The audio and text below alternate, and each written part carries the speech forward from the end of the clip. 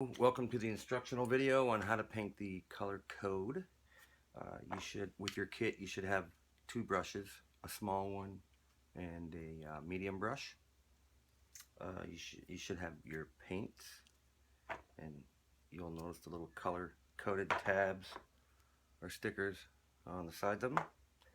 The first color you're going to paint will be what's labeled black. What we're going to do is paint the gray areas first, okay? And I'm going to show you how to do this. First color we're going to paint will be the light gray color, okay? We're going to paint that black, and we're going to want to paint all of the gray areas before we go on to the next layer. I'm calling each color a layer, in case I say that word and you don't know what I'm talking about. So the first layer will be the darkest color, and we're going to work our way down to the lightest color, leaving the white color. There's parts of this canvas or parts of this painting that will remain white. Okay. Anything that you see that's white on the canvas stays white. So the very first color that we're going to paint is the black. Okay. It's got a black sticker on the paint, and we're going to paint the gray areas.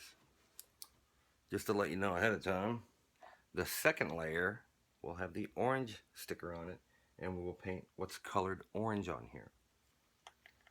Okay, and then the blue will be next, and then the green, and some codes have pinks and yellows.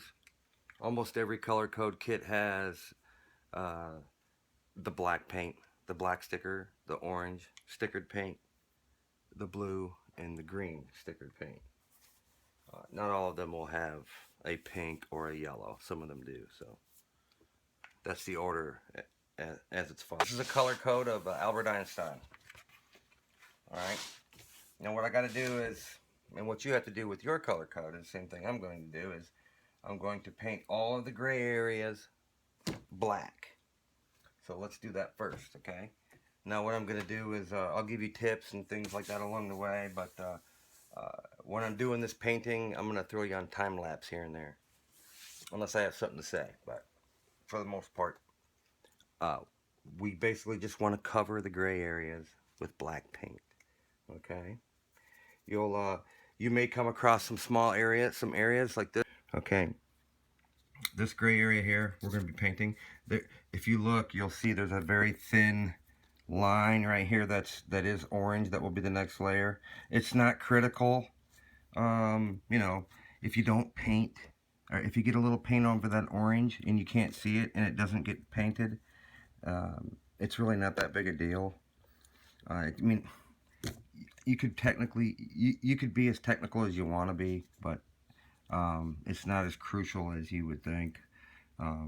Some of these areas are very, very fine. There's a very fine orange line that runs right here. I'm not even going to worry about that. I'm just going to, when I'm painting my black, you'll see, I'm going to paint red, probably right over that orange. Alright, I like to work away from myself and then work towards myself. Obviously, it wouldn't make much sense to say for me to start painting where the eye is and then work my way this way, because I could bump my hand into the paint and smear it. You don't want to do that.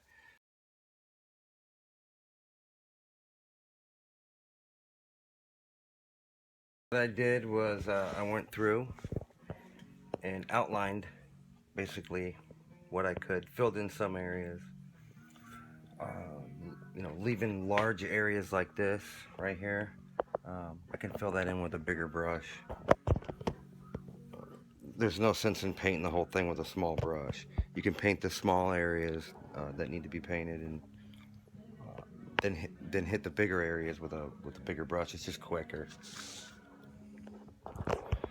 My tip to you would be, you can paint big areas with a small brush, but you can't paint small areas with a big brush. You can see that I put the paint on fairly thick, you know, and I'm painting on a somewhat, there's a little bit of an incline here, not much. I do not recommend trying to paint this on an easel or standing up, it should be laying flat. Otherwise, you can't put the paint on very heavy at all. And you know, if it's on an easel or standing up, it could drip. So also, when you paint the first layer, let that layer dry completely. Just, you know, otherwise you could smear it, putting on the next layer, or you could, you know, mix colors together. It turns out better if you let the each layer dry individually and then go back once dry and then do the next layer. I'm gonna go ahead and put you on time lapse, and then I'm gonna fill this in. Okay, the first layer is painted, so we're gonna I'm gonna chill out, let it dry, and then I'll start the next layer. Always keep your brushes when you're not using them in some water. It's latex paint, it dries fast, so if you want to keep your brushes in halfway good shape, keep them in some water. We got 2 layers down. We got the blue and the green and the pink left. 3 more layers and this is going to be one cool painting. Okay, we got 2 layers down. We're going to paint the 3rd layer, which is blue. So you take your blue paint bottle and use that paint to paint all the blue areas, which is what I'm going to do right now.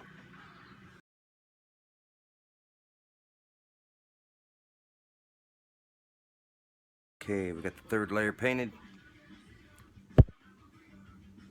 You get a good look at it. I know it still looks a little freaky, but we're 2 layers away from it looking like Einstein. Color gets a little bit lighter. These are the layers I'm talking about. And then when you step back far enough, it's like your brain merges the colors together or something. I don't know. It's like an illusion or something. It's pretty cool.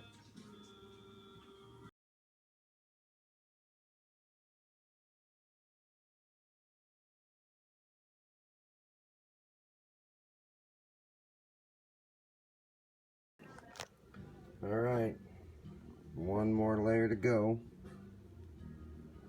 We got an Einstein. You can kind of see him now, can't you? Alright, I'm going to crack open the last can. Paint the last layer right now. Throw it on time lapse.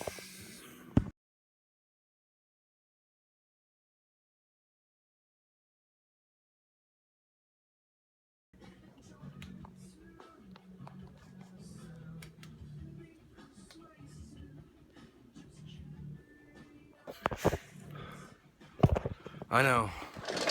You don't have to say nothing. That looks awesome. Just follow the code, man, and that's what you get. You get a masterpiece every time. You just do what I tell you, take your time, and you'll be able to paint whatever you want. Yeah, that looks awesome.